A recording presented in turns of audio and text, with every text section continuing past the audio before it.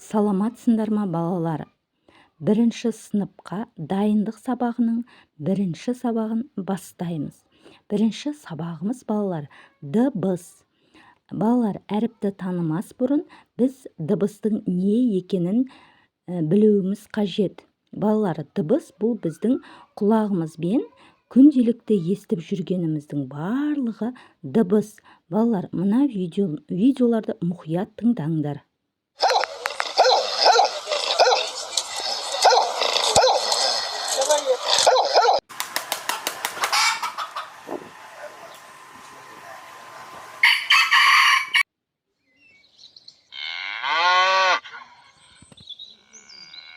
Балалар, біз сиырдың мөңірегенін, иттің үргенін және тауықтың шақырғанын естідік, иә? Енді мына видеоны тыңдаңдар. Звондасып білуге болады ма?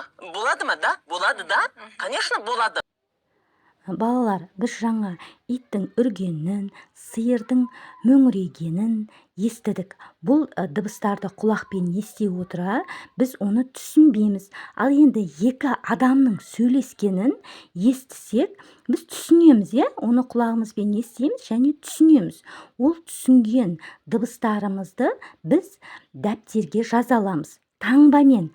Таңба бұл біздің әріптеріміз, күнделікті пайдаланатын әріптер. Бұлар дыбыстық таңбалар, балалар. А, Ә, Б, В, Г, Г, Д бұның барлығы таңбалар. Дыбысты балалар екіге бөлеміз. Дауысты дыбыстар және де дауыссыз дыбыстар деп екіге бөлеміз. Дауысты дыбыстар, оны айтқан кезде кедергіге ұшырамай, мына өкпеден шыққан ауа тіке шығады. Аузымыз дөңгелек болып айтылады. Мысалы, А, О, бұлардың барлығы дауысты дыбыстар. Дауыссыз дыбыстар, бұлар кедергіге ұшырап шығады. Өкпеден шыққан ауа кедергіге ұшырайды. Тіліміз тісімізге, таңлайымызға тиеді. Р, Л, М, Н, Ш, С, Қ. Көрдік па? Дыбыс жаңағыдай айтқан кезде кедергіге ұшырайды.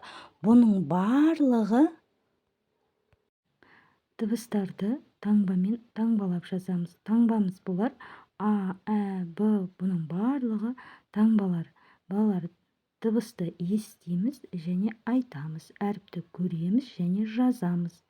Тыңдағандарыңа рахмет, балалар. Менің каналыма тіркеліп, лайк басып, комментарий жазып кетіңдер. Келесі сабақта әріптерді бастаймыз, балалар.